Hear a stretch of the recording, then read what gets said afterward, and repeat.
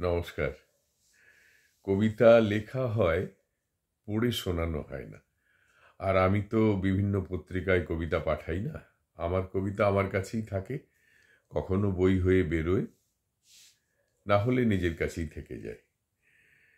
তাই যারা একটু আধটু আমার কবিতা পড়েন, আমাকে পড়ে শোনান, তারাই বলেন যে আপনি যদি কবিতাটি পড়েন তাহলে খুব ভালো হয়। তো আজকে একটি কবিতা শোনাই, একমাত্র তুমিই পারো। একমাত্র কবিতার গায়ে কোনো ধর্মের নামাবলী নেই। কে লিখেছে সেটা বড় কথা নয়, কি লিখেছে সেটাই পড়ে লোকে। কবিতার আসরে তাই পতাকারও ধর্ম নেই কোনো।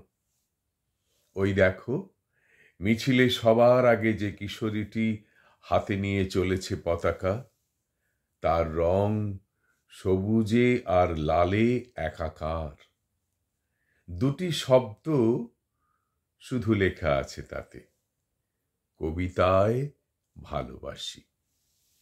কিশোরীর পাশে যে কিশোরটি, তার হাতের পতাকাটির উপরে গেরুয়া রং, নিচে সবুজ, মাঝখানে সাদা রঙে লেখা দুটি শব্দ, ভালোবাসি কবিতায়। আর কারো হাতে কিছু নেই, ভালোবাসা আছে, কবিতাও আছে।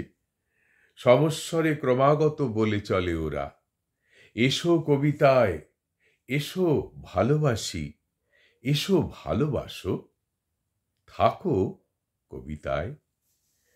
মিছিলের পুরোভাগে পৌঁছব বলে খুব জোরে দৌড়তে গিয়ে হাঁটুতে আঘাত পাই।